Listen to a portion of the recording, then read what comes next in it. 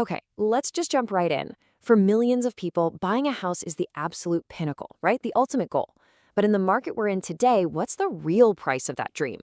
We're going to unpack the true, all-in cost of owning a home right now. And trust me, by the end of this, the numbers we're about to look at might completely change how you see that decision. So picture this.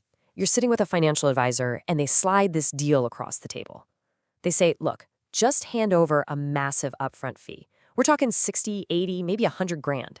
Then, for the next 30 years, you're going to send us a payment every single month. And by the way, for the first decade or so, almost all of that money, it's just going to go straight to us, to the bank. You're on the hook for all the taxes, all the repairs, all the risk, and it locks up your money so you can't use it for anything else. You'd look at that deal and think, this is insane. Why would anyone on earth sign this? And here's the crazy part. Millions of people are signing that exact contract. They just call it something else. They call it the American dream. The real question is, in today's world, does the math on that dream actually add up? Now, to be super clear here, this isn't about being anti-homeownership. We all get the emotional side of it, having a place of your own, stability, all of that. But to make a really smart decision, you have to pull that feeling apart from the cold, hard financial reality. So the whole point of this is not to trash the dream, not at all. It's to get our heads around the math behind it. Because when we let the emotional value completely overshadow the financial case, we can end up making choices that feel really good at the moment, but could end up costing us big time down the road, especially in a market like this one. All right, so let's get into the thing that almost nobody calculates correctly, the true all-in cost of owning a house. And we're not going to talk in abstracts, we're going to use a real example, the median US home, to see what this actually looks like. Okay, what you're looking at here is the massive gap between perception and reality. Most of us, we just focus on the stuff on the left. How much cash do I need for the down payment and what's my monthly mortgage? But the real cost, the number that actually drains your bank account, includes all that stuff on the right. Property taxes, insurance, maintenance, HOA fees. These aren't just little footnotes. They are the budget killers that nobody plans for. And let's just talk about the mortgage for a second. On a pretty typical $360,000 loan today, you're going to pay this number, almost $500,000, in interest alone. Just let that sink in. You're paying the bank more than the entire value of the loan, just for the privilege of borrowing their money. That number tells you who the real winner is in this deal. And then there's maintenance. Oh man, this is the one everybody underestimates. There's this thing called the 1 to 2% rule, which basically says on a $450,000 home, you better be setting aside this much, $4,000 to $9,000 every single year, just for upkeep. And that's not even for the huge stuff, like when your roof gives out. So when you write that check every month, where does the money actually go? This chart tells a pretty shocking story. In the first few years of your mortgage, look at that giant slice for interest. It's huge. And then look at the tiny little sliver for principal. You know, the part that actually builds your ownership, your equity. It's almost nothing. And that's completely by design. And here's what that looks like in the real world. After 5 years of payments, you've sent the bank over 136 grand. You've only actually knocked about $23,000 off your loan. The rest of it, over 113 grand, just vanished. It went straight into the bank's pocket.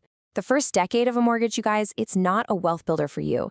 It's a massive wealth transfer to your lender.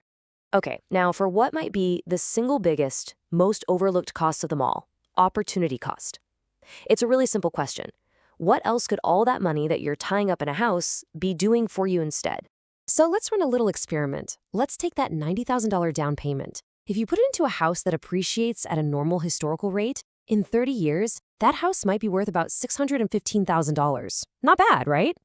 But what if you took that same 90 grand and just put it into a simple S&P 500 index fund? Based on historical returns, it could grow to over $1.5 million. The difference is just staggering, and it's because an index fund is actively working for you, while a house is just sitting there. But I can hear you thinking, yeah, but isn't renting just throwing money away? We've all heard that a million times. Well, let's reframe that idea. Yeah, your rent payment is a sunk cost, but guess what? So is everything on the right side of this list. Your mortgage interest, your property taxes, your insurance, all your maintenance costs, that is also money down the drain. It builds zero equity. And there's another hidden tax on your wealth. It's called illiquidity. Basically, it means your wealth is trapped. If you have an emergency and you need cash, you can sell some stocks and have the money in a couple of days. But trying to get cash out of your house? Good luck. That means taking on more debt or selling the whole thing, which takes months and costs a fortune. That lack of flexibility is a huge, huge cost. So why are we talking about all of this right now, in 2026? Because the game has totally changed. After years of prices going to the moon and interest rates climbing, the risks for new buyers are frankly higher than they've been in a generation. I mean, just look at this. Since 2019, the median home price in the US has just gone through the roof. This wasn't a slow and steady climb. This was a rocket ship that has made housing fundamentally unaffordable for a whole lot of people in a very short amount of time. And what's the result of that surge? This number. It now takes a staggering 40% of the typical household's entire income before taxes just to cover the mortgage payment. And again, that's before you pay for insurance, taxes, or a single repair. And just to put that 40% in perspective, for decades, literally for decades, the golden rule from financial planners was to keep your total housing costs at or below 28% of your income. The gap between that good advice and today's reality is a massive red flag. It just shows how incredibly stretched new buyers are. You know, being that financially squeezed has another cost, a hidden one. It's called cognitive load. The constant low-level stress of managing a super tight budget literally eats up your brain power. Research shows it can be like temporarily losing 13 IQ points. It's a real tax on your mind that makes you worse at making decisions in every other part of your life. So what do you do with all this information? Look, this isn't about giving up on the dream, it's about getting smarter. Here's a simple 4-step reality check that anyone can do. First, calculate your true, all-in monthly cost, not just the mortgage, everything. Second, be really honest about your time horizon. If you think there's a chance you might move in the next 5 to 7 years, the cost of selling could wipe out all your equity. Third, do a liquidity check. After you write that huge check for the down payment, will you still have a healthy cash cushion for emergencies? And finally, the most important one, have an honest conversation with yourself.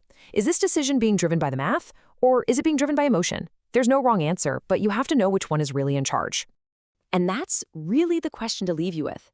Is your desire to buy a house based on a clear-eyed analysis of the numbers in your specific situation, or is it based on momentum? Is it just because you feel like this is what you're supposed to do next?